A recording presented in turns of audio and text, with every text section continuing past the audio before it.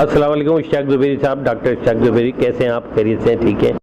आपने बहुत अच्छा इंट्रोडक्शन बांधा और दरअसल शुक्रगुजार और मशकूर तो मुझे होना चाहिए कि आपने मुझे मौका दिया कि मैं आपके साथ इंटरव्यू कर सकूं। मेरा आना हुआ ग्लासगो से कराची की तरफ 1 हफ़्ते पहले और अब जल्द वापस रवानगी है। 1970 में कराची में पैदा हुए और यहाँ कितने अरसे तक रहे आप, फिर ये बताइए हमारे नाज़रीन को। मैं 1970 में कराची की मेरी पैदाइश है। फिर मैं बचपन में मैं प्राइमरी स्कूल में ही था कि मैं बाहर मुंतक़ल हो गया, क्योंकि मेरे वालिदैन के जो जॉब के सिलसिले में उनका मिडल ईस्ट जाना हुआ, तो इस वजह से मैं पाकिस्तान से बाहर चला गया। फिर उसके बाद मैं पाकिस्तान दोबारा मेडिकल स्कूल के सिलसिले में वापस आया, जो कि मेरा इंटर साइंस का पीरियड था। उसके बाद मेडिकल स्कूल में दाखिला हो गया, जहाँ से मैंने 1994 में सिंध मेडिकल कॉलेज से ग्रेजुएट। इश्तियाक ज़ुबैरी साहब, आपने सिंध मेडिकल कॉलेज से डॉक्टरी की डिग्री ली, उसके बाद पाकिस्तान में कितना अरसा मुकीम रहे और ग्लासगो जो वापस आप गए हैं, कब जाना हुआ आपका और स्कॉटलैंड, और क्या वहाँ तालीम को मास्टर्स के लिए आप गए बाहर और एक्स्ट्रा जो सर्जन के कोर्स करते हैं या सर्जन का इम्तिहान देने के लिए, या फिर आप वहाँ जॉब के लिए, इस तरह कब किस सन में गए और कैसा रहा वहाँ, कैसा तजुर्बा रहा? जी, तो मैंने ग्रेजुएशन किया था 1994 में। जी। और उसके बाद मैं 2001 में मैं बैरून मुल्क चला गया। तो इसके जो ग्रेजुएशन और बाहर जाने के दरमियान जो पीरियड था, उसमें मैंने जिन्ना हॉस्पिटल में हाउस जॉब किया और मैं FCPS की ट्रेनिंग कर रहा था मेडिसिन में। 2001 में जब मैं आयरलैंड गया, डबलिन, तो मैंने 2001 में वहाँ पर जॉब स्टार्ट किया और साथ साथ मैं एग्ज़ाम्स भी पास करता रहा। तो मेरा जो MRCP एग्ज़ाम है, जो कि मेडिसिन का बुनियादी स्पेशलाइजेशन की तरफ एग्ज़ाम होता है, वो मैंने 1 साल के अंदर अंदर मुकम्मल कर लिया। फिर मैंने आयरलैंड में ट्रेनिंग स्टार्ट की, तो ये मैं 2001-2002 से मैं ऑन्कोलॉजी, कैंसर्स और इसके शोबे से मुंसलिक हूँ। फिर आहिस्ता आहिस्ता करके मैं स्पेशलिस्ट और कंसल्टेंट बन गया। तो मैं 2012 में आयरलैंड से मुंतकिल हुआ हूँ ग्लासगो, स्कॉटलैंड में। माशाल्लाह। तो मेरी फैमिली उधर ही बेस्ड है और मैं वहाँ से अभी कम्यूट करता हूँ। मैं पाकिस्तान आता हूँ अपने वालिदैन की से मुलाकात करने के लिए, और मेरा भाई और सिस्टर इन लॉ भी इधर हैं, तो मैं इस सिलसिले में इधर आया हुआ था। कि शायरी का आगाज़ क्या बचपन से था, या आपको शायरी का आगाज़ कब किया आपने और कैसे किया? इत्तेफाकिया किया या बचपन से शौक़ था आपको? इस घर में मेरा बचपन गुजरा है।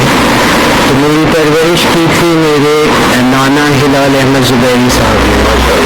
तो उनका जो है वो लिटरेरी माहौल मुझको देखने में मिला, और ये जो सारे कमरे हैं इसमें उनकी किताबें हुआ करती थी।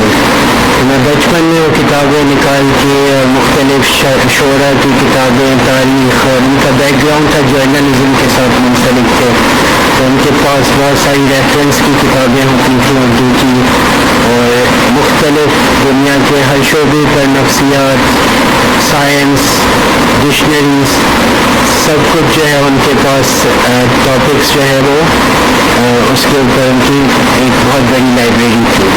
तो वहाँ से मैं पढ़ा करता था। तो इसमें जो आप माहौल से एब्जॉर्ब कर रहे हैं वही आप उसका इजहार ही करना चाहते हैं, तो मैं उसका भी इजहार करना चाह रहा था। तो मैं जैसे स्कूल में मश्क देते हैं कि आप मज़ामीन लिखें, आप इस पर नज़म पे और गज़लों पे आप तबसरा करें, तो इस तरह से मेरा शौक़ पैदा होता गया। जो आपने सवाल किया, लिख कर आपका शौक़ बढ़ता गया, पढ़कर, और तो उसको मेरा शौक़ हुआ कि मैं इसको अप्लाई करूँ, जो मेरी मालूमात हैं उसको किसी अमली सूरत में लेकर आऊँ। تو اس طرح سے یہ ارلی چائلڈہڈ میں یہ میرا شوق اور یہ ایک طرح کا اظہار شروع ہوا. مجھے جو پہلا شعر آپ اس کو تک بندی کہہ دیں یا میں بغیر اصلاح کے آپ کو سنا رہا ہوں, اس میں لازماً غلطیاں ہوں گی, لیکن میں ہسٹوریکل فیکٹ کے طور پہ آپ کو بتاتا ہوں کہ میرے ایک ٹیچر نے مجھ کو ڈانٹا ایک دن, ان کو میرا کام پسند نہیں آیا. تو جب کلاس کا پیریڈ ختم ہوا تو میں باہر آیا بریک میں, اس کے بعد بریک تھی, تو وہاں پر اسکول کے جو میدان ہے اس میں گلاب کے پھول لال سرخ لگے ہوئے تھے. تو میں نے شعر کہا, شدت غم ہے مجھے وحشت جنوں ہے مجھے, شدت غم ہے مجھے وحشت جنوں ہے مجھے, سرخی بہار چمن ایک خیال خوں ہے مجھے. پتہ نہیں میں نے کیسے یہ شعر کہا, بس یہی میری ابتدا تھی شاعری کی. اچھا یہ بتائیے ڈاکٹر صاحب, آپ بہت سارے شاعر کو جانتے ہوں گے, شاعرات کو جانتے ہوں گے, تو آپ کن سے زیادہ متاثر تھے اس زمانے کے جب آپ نے اسٹارٹ کیا تھا, اپنی شاعری کا آغاز کیا تھا؟ تو ہمیں کچھ نام بتائیں گے ہمارے ناظرین. یا کوئی ایسی اسپیشل بکس وغیرہ نہیں پڑھی, بلکہ میں اپنے ٹیچرز کا, اپنے اساتذہ کا بہت ممنون ہوں, اور جس نے بھی ہمارے اسکول کا کریکولم بنایا ہوا تھا انہوں نے بہت معیاری غزلیں, نظمیں اور جو نثر نگاری جو ہمارے کورس میں شامل تھی اس کا معیار بہت اچھا تھا. اور جو ٹیچرز ہمارے آ کے ہم کو پڑھاتے تھے وہ بھی بہت اچھے اساتذہ تھے, اور بہت سارے ادبی بیک گراؤنڈ سے تھے. کیونکہ میں نے ایک ٹیچر ہم کو پڑھانے کے لیے آئیں, تو میں نے پھر ان کا مجھے نام یاد تھا, تو میں نے ابھی ان کو سرچ کیا کیونکہ وہ ایکسیپشنلی بہت اچھی خاتون تھیں. تو میں نے ان کو سرچ کیا تو ان کے بہت سارے افسانے اور کہانیاں اور یہ سب مجھے انٹرنیٹ پہ ملا, اور ایک نقوش رسالے میں بھی ان کے مضامین میں نے پڑھے ہیں خود. تو اس معیار کی ہماری ٹیچنگ, پھر گھر کا ماحول, نقوش اس زمانے میں بہت پاپولر. جی وہی. تو اس طرح سے بس ایک حالات ایسے بنتے گئے اور ماحول کا بہت اثر تھا. اور شعرا کون سے تھے آپ کے ذہن میں؟ شعرا تو کلاسیکل ہمارے کورس کی کتابوں میں تھے, جیسے غالب, میر تقی میر, ذوق, ان کے سے زیادہ متاثر ہوں میں. تو میں نے زیادہ اپنا ہورائزن جو براڈ نہیں کیا, بلکہ میں نے ان چند شعرا, ان میں آپ داغ دہلوی کو بھی شامل کر لیں, تو ان کو میں پڑھ کے میرا کچھ ان کی زمین میں بھی میں نے شاعری کی. میں زیادہ اپنا ہورائزن براڈ نہیں رکھنا چاہتا, میں چند شعرا پہ فوکس کرنا چاہتا ہوں جن سے میں سوچتا ہوں میری سوچ اور میرا مزاج ملتا ہے, اور میرے لیے ایک طرح کا انٹرٹینمنٹ کا بھی ذریعہ ہے. کیونکہ شاعری کو میں سمجھتا ہوں ایسی چیز ہونی چاہیے جس سے انسان پڑھ کے لطف اندوز بھی ہو, اس کا مائنڈ بھی چیلنج ہو کہ یہ کیا کہہ رہے ہیں شاعر, کتنی گہری سوچ ہے. تو جتنے اچھے اور مانے ہوئے شعراء کو آپ پڑھیں گے اتنا ہی آپ کا بھی جو نظر ہے وہ وسیع ہوگی. جو ہے بیاض خاطر, تو آپ جب یہ تیار ہو گئی تو جب لوگوں میں گئی تو لوگوں نے کتنا پسند کیا اس کو, اور پھر آپ کی فیلنگ کیا تھی؟ کہ غالباً یہ پہلا تجربہ تھا آپ کا, پھر دوست احباب ہے, حلقہ ہے, پھر ادب و شاعری کے حوالے سے پھر آپ کے تعلقات بھی بڑھتے گئے, تو کتنا پسند کی گیا, ناظرین نے کتنا پسند کیا, تو یہ بہت اہمیت کی بات ہے. تو اس کے بارے میں کچھ ہمیں بتائیے. ایک طرح سے میرے لیے بہت اہم سنگ میل تھا, کیونکہ میں شاعری صرف اپنے جو فیلنگز ہیں اپنے اظہار کے لیے میں کرتا ہوں. مجھے اس میں مشاعروں میں, اور یہ میں تھوڑا سا اس میں ہچکچاہٹ محسوس کرتا ہوں, تھوڑا سا میں اپنے آپ کو پیچھے رکھتا ہوں, لیکن جو میں سوچ رہا ہوں اس کا اظہار بھی میں کرنا چاہتا ہوں. تو میں نے ہمت کر کے جو بھی میں نے شاعری کی تھی اس کو میں نے کمپائل کیا اور پھر میں نے پبلشر کو دیا. تو اس کے بعد جو ہے وہ اس کا ریسیپشن بہت اچھا آیا, لوگوں نے اس کو کافی سراہا, اور اس کا میں یہ بھی قبول کرتا ہوں کہ اس میں بہت سارے ایکسپرٹس نے مجھے صلاح بھی دی, مشورہ کیا, کیا کہہ رہے اور اس میں کریکشنز بھی انہوں نے سجیسٹ کی جو کہ میں ہمیشہ قبول کرنے کے لیے تیار ہوں. تو اس کے لیے ایک طرح سے میرے لیے یہ لرننگ ایکسرسائز بھی تھی, اور دوسرے یہ تھا کہ میری جو جھجک ہے کہ میں اپنے خیالات اوروں تک پہنچاؤں گا تو کیسے ریسیو ہوں گے, تو وہ بھی میری ختم ہو گئی.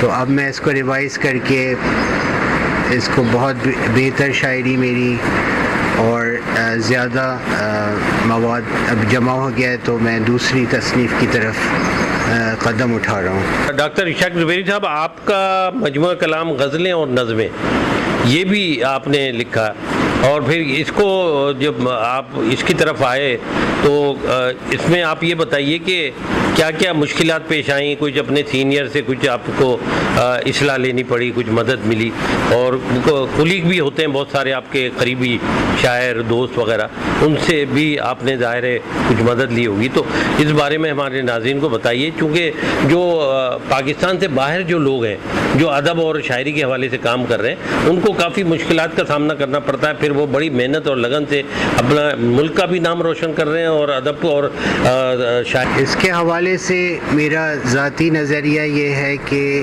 اصل جو شعر کی بنیاد ہوتی ہے وہ انسان کی سوچ ہوتی ہے. تو خیال آپ یہ نہیں کہہ سکتے کہ ایک شخص کے ذہن میں جو خیال آ رہا ہے وہ دوسرے شخص کے خیال سے بہتر ہے یا کمتر ہے. بالکل. جو بھی شاعری کر رہا ہے وہ اس کے نظریے سے اس کے خیالات ہیں which should be respected in every case. تو بس اس کا یہ ہے کہ ایک طرح کا یہ اسپیشلائزڈ علم ہے. جس طرح سے آپ نئی زبان سیکھتے ہیں اس طرح شاعری جو ہے یہ نہیں ہے کہ جس شخص کو اردو آتی ہے وہ اردو میں شاعری کر سکتا ہے, یا جس شخص کو انگلش آتی ہے وہ انگلش میں سے شاعری کر سکتا ہے. یہ ایک اسکل ہے جو کہ اوور ٹائم ڈیولپ ہوتی ہے. جیسے کہ کسی شخص کو سائیکل چلانی نہیں آتی, اس کو تھوڑا محنت کرنا پڑے گا, گر جائے گا, اس طرح کے اس کے ساتھ نیگیٹو ایکسپیرینسز ہو سکتے ہیں, مگر وہ اٹھ کے دوبارہ شروع کرے گا سائیکل چلانا, ایونچولی وہ دور دور تک ٹریول کر سکتا ہے. ایسے ہی زبان ہے, اور اس کے ساتھ جو شاعری اسپیسیفکلی وہ بھی ایک اسپیشلائز چیز ہے. تو آتی ہے اردو زبان آتے آتے, اس طرح ہم نے بھی گر پڑ کے کبھی کسی سے مشورہ کیا, کبھی کسی سے, اور میں واٹس ایپ گروپ پہ میں اپنی نظمیں غزلیں سب میں ڈال دیتا ہوں. جو بھی مشورہ مجھے دیتا ہے میں اس کو سیریسلی کنسیڈر کرتا ہوں.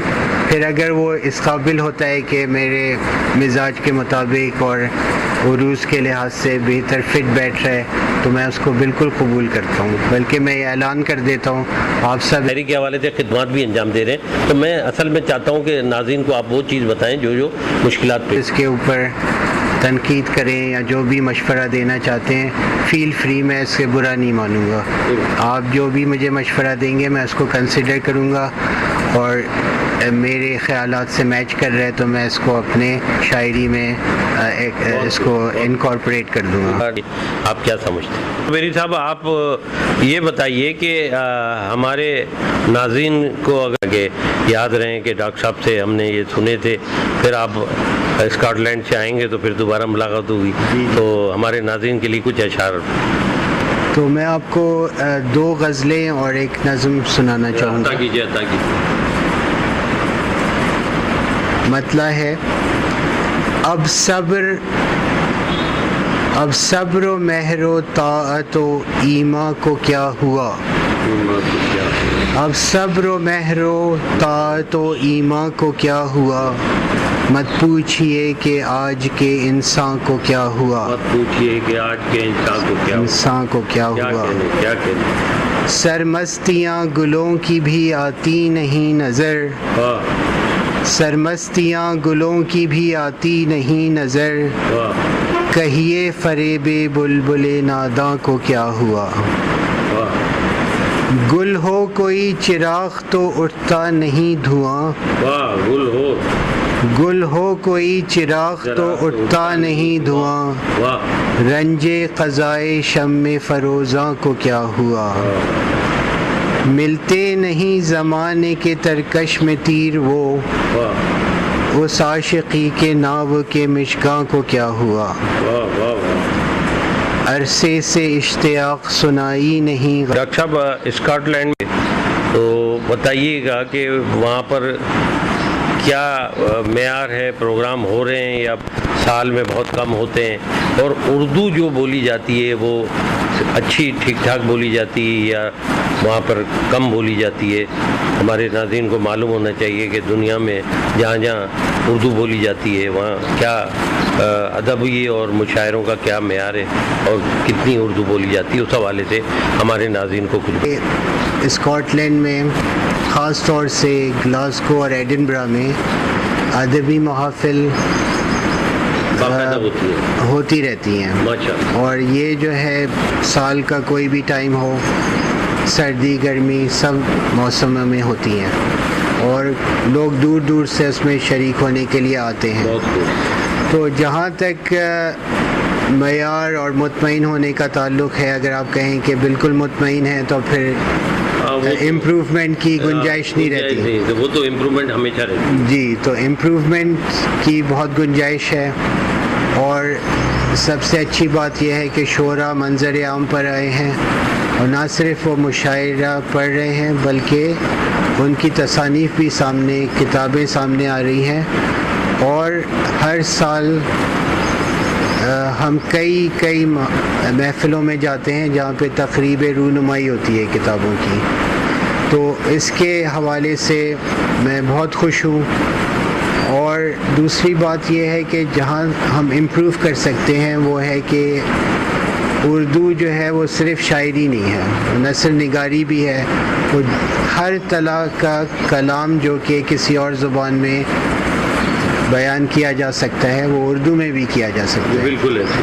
تو سائنس کے حوالے سے ہم لوگ کافی پیچھے ہیں، کہ میں جیسے کہ سوچتا ہوں کہ میرے کافی لمبے جاب کے جو ٹائمنگز ہیں کافی لمبے ہیں، تو میرے پاس جو کمیونیکیشن کا ذریعہ ہے وہ انگلش ہے، اس میں میں سوچتا ہوں، میں اپنے مریضوں کا علاج کرتا ہوں، میں رپورٹس اپنے خط ڈاکٹروں کے خط لکھتا ہوں، انگلش میں کرتا ہوں، لیکن میں سوچ رہا ہوں کہ اردو میری پیدائشی زبان ہے، میری مدر ٹنگ ہے، اگر یہی سب کام مجھے اردو میں کرنا پڑے میں نہیں کر سکتا، کیونکہ میرے پاس وہ الفاظ نہیں ہیں۔ اس چیز کو، یہ آپ کے پروگرام سے میرا میسیج ہے کہ کوئی شخص اس کو سنے تو وہ اس کو جو ہے ٹیکنیکل اعتبار سے، سائنسی اعتبار سے، شاعری کے علاوہ اس کو اردو کا ایکسپینڈ کرنے، زبان جو ہے وہ سکڑ بھی سکتی ہے، وہ ایکسپینڈ بھی ہو سکتی ہے، تو جہاں پر ایکسپینڈ ہو سکتی ہے وہ یہ پاتھ وے ہے۔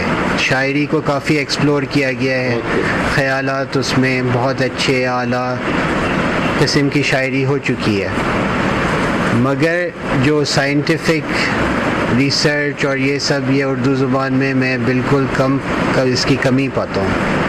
تو اس کو ڈیولپ کریں، آپ جس فیلڈ میں بھی ہیں، ٹیکنیکل اسپیکٹ سے آپ اس کے اوپر لکھیں، کتابیں لکھیں، عام فہم زبان میں لکھیں، تاکہ اس کی جو ٹیکنیکل اصطلاحات ہیں وہ عام فہم لغت میں شامل ہو جائیں اور لوگ اس کو بول چال میں استعمال کرنا شروع کریں۔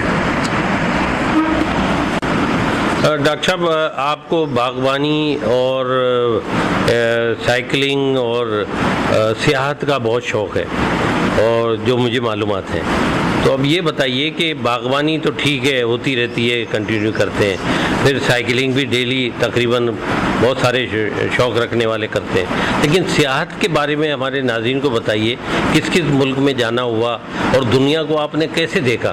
کیا اس دنیا میں لوگ کہتے ہیں، حقیقت بھی ہے کہ بہت ہی خوبصورتی ہے، ہر ملک میں، ہر شہر میں ایک اپنی خوبی ہے، تو ہمارے ناظرین کو بتائیے کہ کن کن جگہوں پہ جانا ہوا اور کیسا تجربہ رہا؟ تو میری تقریباً عمر ہوگی 2 سال اس طرح کہ میرے والد جو ہے وہ مڈل ایسٹ چلے گئے، وہ بائی پروفیشن وہ جیولوجسٹ ہیں، تو وہ مڈل ایسٹ میں کام کرتے تھے. تو ہمارا ٹریولنگ میں میرا اور مجھ سے چھوٹا بھائی ہے, وہ مجھ سے 5 سال چھوٹا ہے. تو ہم نے بہت ٹریولنگ کی بچپن میں, اپنے پیرنٹس کو وزٹ کرتے تھے. ہم اس گھر میں اپنے نانا نانی کے ساتھ رہتے تھے اور ہمارے پیرنٹس جو ہیں وہ مڈل ایسٹ میں جاب کرتے تھے. تو وہیں سے ہمیں جو ہے وہ سیاحت کا اور ٹریولنگ کا شوق پیدا ہوا. باقی جو آپ کتابوں میں پڑھتے ہیں کہ فلاں ملک کے یہ حالات ہیں, فلاں ملک کے اس طرح ہیں, تو آپ جا کے دیکھتے ہیں تو آپ تصویر میں جو دیکھتے ہیں اس سے آپ کو کافی مختلف لگتا ہے. تو اس کے بعد جو میری ارلی اسکولنگ پاکستان میں ہوئی, پھر میں چلا گیا جزیرہ مالٹا میں. وہاں پہ میں ہاسٹل میں پڑھائی کرتا تھا. یہ ڈیلا سال کالج ہے, یہاں پر میری کچھ تعلیم کا حصہ وہاں پر ہوا ہے. تو ادھر جو ہے میں نے ان کو بہت قریب سے دیکھا. لوگوں کے مختلف کلچرز مجھے اچھے لگے کہ مختلف ممالک سے لوگ آئے ہوئے ہیں, اسٹوڈنٹس آئے ہوئے ہیں, وہ سب ایک ہی سسٹم کو فالو کر رہے ہیں. تو یہ مجھے بہت اسٹیمولیٹ کیا کہ دوسرے لوگوں کا کلچر کیا ہے. اس سے میرا شوق اور بڑھا. پھر میں یورپ کے اکثر ممالک میں ٹریول کر چکا ہوں. میں کینیڈا, USA, آئرلینڈ میں سارا گھوم چکا ہوں, اور UK میں بھی کافی میں نے ٹریولنگ کیا ہے. زیادہ بہتر 1-2 ملک جو آپ کو لگے خوبصورتی کے لحاظ سے اور قدرتی جو نظارے, اس حوالے سے 1-2 ملک کے نام بتائیں. جی, تو ہم یہ کہتے ہیں کہ ہم کسی ملک جا رہے ہیں تو ہم سب سے خوبصورت جگہ پر جاتے ہیں. تو اس کو یہ ہر ملک میں, جیسے کینیڈا میں نایگرا فالس ہے, اس کی اپنی خوبصورتی ہے. کیا کہنا, آئرلینڈ سارا جو ہے خاص طور سے یہ ہے ساؤتھ ویسٹ آئرلینڈ, جو کہ کاؤنٹی کیری کہلاتا ہے. یہ بہت خوبصورت علاقہ ہے. اسکاٹ لینڈ میں ہائی لینڈس ہیں, تو یہ بہت خوبصورت اور مشہور جگہ ہے. تو مجھے نیچرل بیوٹی کا بہت شوق ہے, دیکھنے کا, پہاڑ اور ہائکنگ اور اس طرح کی چیزیں. تو اس سے میں بہت محظوظ ہوتا ہوں. کچھ لوگوں کو سٹی میں گھومنے کا شوق ہوتا ہے اور میوزیمز وزٹ کرنے کا, تو وہ بھی میں نے کیا ہے, لیکن زیادہ تر میں پہاڑ اور یہ دریا اور اس طرح کی بیوٹی میں پسند کرتا ہوں. ڈاکٹر صاحب یہ بتائیے کہ پاکستان میں نوجوان شعراء, شاعرات بہت آ رہی ہیں اور نیا ٹیلنٹ بہت ہے. آپ مجھے یہ بتائیے, آپ کیا دیکھتے ہیں کہ شاعری کا معیار, اردو کا جو کام ہے, وہ پاکستان کے اس سے کتنا آپ فیوچر کا معاملہ دیکھ رہے ہیں, کتنا بہتر ہے, آگے جا رہے ہیں یا رکا ہوا ہے؟ تو آپ کس طرح دیکھ رہے ہیں؟ ظاہر ہے آپ ایک تجربہ کار سینئر آدمی ہیں, کہ شاعری اور ادب کو کہاں دیکھ رہے ہیں آپ؟ تو یہ تو نئے آنے والے جی تو یہ جو ہے یہ جیسے اور چیزوں کا معیار کا جہاں تک تعلق ہے, تو اس میں مد و جزر تو ہوتا رہتا ہے. کبھی بہت سارے اچھے شعراء اکٹھے آپ کو کسی خاص ٹائم پیریڈ میں ملتے ہیں, پھر ایک زوال آ جاتا ہے, پھر نئے لوگ اٹھان ہوتی ہے. جی تو ہزاروں سال نرگس اپنی بے نوری پہ روتی ہے, مشکل سے ہوتا ہے, بڑی مشکل سے ہوتا ہے چمن میں دیدہ پر پیدا. تو یہ جو ہے, جو ایکسیپشنلی گڈ لوگ ہوتے ہیں وہ شاذ و نادر ہی نکلتے ہیں, مگر جب تک پروسیس جاری ہے تو امید ہے کہ کوئی ایسے ایکسیپشنل پوئٹس آئیں گے. مگر یہ تو ایک نیچرل پروسیس ہے. ہو سکتا ہے کہ کوئی بہت اچھا شاعر ہو, اس کو اس وقت میں ریکگنائز نہیں کیا کہ وہ کیا رہا ہے, پھر بعد میں اس کے جب لوگ پڑھیں گے تو اس کو اپریسیشن فیوچر میں بھی مل سکتا ہے, جب جیسے غالب کو اس وقت جو ہے اتنا پذیرائی نہیں تھی جتنی اس زمانے میں ہے, تو ان کا جو لیول ہے اس کو ایکسیپٹنس ملی much after he actually said those those poems. جی جی. ڈاکٹر اشتیاق زبیری صاحب، آپ دیکھیں جب اپنے وطن سے آدمی ملک سے باہر جاتا ہے اور جب جہاں اس کا بچپن گزرا ہو، جہاں اس کی پڑھائی ہو، جہاں اس کے ماں باپ اور رشتہ دار میں وہ بڑا ہوا ہو، اس کے بعد جب ایک باہر کے ملک جاتا ہے تو وہ اپنے ملک جب اپنے وطن آتا ہے تو اس کی کیا فیلنگس آپ مجھے بتائیں کہ جب وطن آتے ہیں آپ کو کتنا سکون ملتا ہے، کتنی خوشی محسوس ہوتی ہے؟ تو ہمارے ناظرین کو بتائیے کہ ایک باہر رہنے والا پاکستانی اتنا ہی محب وطن ہے جتنا یہاں کا رہنے والا ہے، تو اس بارے میں بتائیے کہ کتنی خوشی محسوس کرتے ہیں آپ پاکستان میں؟ سوچ ہے اس بارے میں، وہ یہ ہے کہ میں جس شخص سے بھی ملتا ہوں یا میں جس ملک میں بھی جاتا ہوں، جس شہر میں بھی جاتا ہوں یا جس سسٹم سے میں انٹریکٹ کرتا ہوں، تو میں اس کے ہمیشہ مثبت پہلو دیکھتا ہوں. جیسے میں باہر جاؤں گا تو میں ان کی سوسائٹی کا جو اسٹرانگ پوائنٹس ہیں وہ میں نوٹ کروں گا، ماشاءاللہ. پھر وہ میں اپنی زندگی میں اپنے سسٹم، اپنے جو متعلقین ہیں ان کے اندر میں وہ شامل کرنے کی کوشش کروں گا. تو پاکستان کے بہت اسٹرانگ پوائنٹس ہیں، جیسے یہاں پہ فیملی اسٹرکچر ہے، کیا بات. لوگوں کی ملنساری ہے، یہ مجھے بہت پسند آتی ہے. پلس میری جو بچپن ہے یہاں پر گزرا ہے، تو میں جب ان سڑکوں پہ سے اور ان علاقوں سے گزرتا ہوں بہت خوشی محسوس. تو مجھے بہت خوشی اور میری یادیں میرے واپس آ جاتی ہیں. جی. تو اور باہر میں جاتا ہوں تو ان کے الگ عذر سے یہ ہے کہ مجھے سیکھنے کو ملتا ہے. تو کیونکہ میں وہاں سے پہ میرا بچپن نہیں گزرا تو مجھے اس سے بھی ایک طرح کی خوشی محسوس ہوتی ہے کہ میں کتنی باتیں نہیں سیکھ رہا ہوں. میں نے وہاں سے کوالیفیکیشن کیا، ڈگریز، ہائر اسپیشلائزیشن کیا، تو اس میں میرے لیے بہت سبق میں نے سیکھے اس سے. تو ان کے لیے بھی میں، اس سوسائٹی کے لیے بھی میں مشکور ہوں کہ میں نے کچھ وقت ادھر گزارا. ناظرین، ہمارے ساتھ موجود تھے گلاسگو میں مقیم اسکاٹ لینڈ میں معروف شاعر ادیب ڈاکٹر اشتیاق زبیری صاحب. آپ سے ہماری بڑی تفصیلی گفتگو رہی. ظاہر ہے ادب اور شاعری آپ کا شعبہ ہے اور آپ ویسے جو ہے وہ ایک آرکولوجسٹ ہیں اور وہاں پہ جو آپ کی معاشی مصروفیت ہے، لیکن بہت ہی اچھے شاعر اور بہت اچھے ادیب ہیں. تو بہت ہی تفصیلی گفتگو رہی آپ سے. ہمارے چینل سنہرے لوگ کو آپ لائک کیجئے، سبسکرائب کیجئے. پھر انشاءاللہ اگلے کسی مہمان کے ساتھ ملاقات ہوگی. اللہ حافظ.